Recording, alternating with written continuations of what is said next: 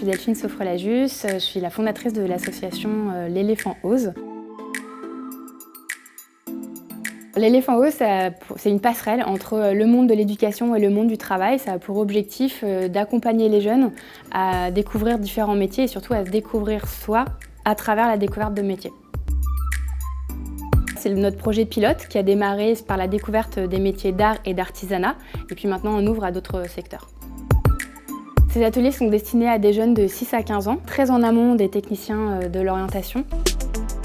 Premièrement, de rencontrer des professionnels qui vont parler avec cœur de leur métier, d'expérimenter un morceau du métier en se basant sur une pédagogie vraiment active et des médiations artistiques. Alors l'objectif de ces ateliers, c'est certes une découverte de métier, mais à travers cette découverte de métier, c'est surtout de permettre aux jeunes de se découvrir eux-mêmes et d'arriver à faire le lien entre leurs apprentissages scolaires et des applications métiers et faire le lien entre leurs propres qualités et les qualités nécessaires au métier observé. À la menuiserie, on a eu Raphaël qui nous disait qu'il avait réalisé qu'il avait besoin d'un métier sans bruit et sans poussière. Quand par ailleurs, on a Fatimata qui a plutôt réalisé qu'au contraire, travailler debout était quelque chose qui l'a motivé.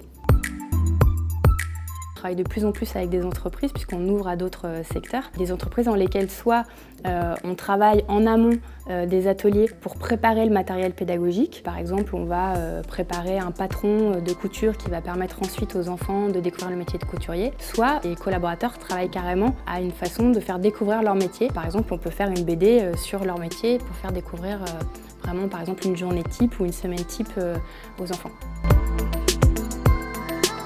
Ça nous donne un véritable coup de pouce pour aller justement monter de nouveaux ateliers, permettre aux jeunes de découvrir de nouveaux métiers. Peut-être aussi commencer à monter des ateliers sur les métiers à venir qui n'existent pas encore, mais commencer quand même à faire réfléchir les enfants sur même des métiers imaginaires. Puis ça nous permet aussi de pérenniser ces ateliers en rémunérant nos intervenants.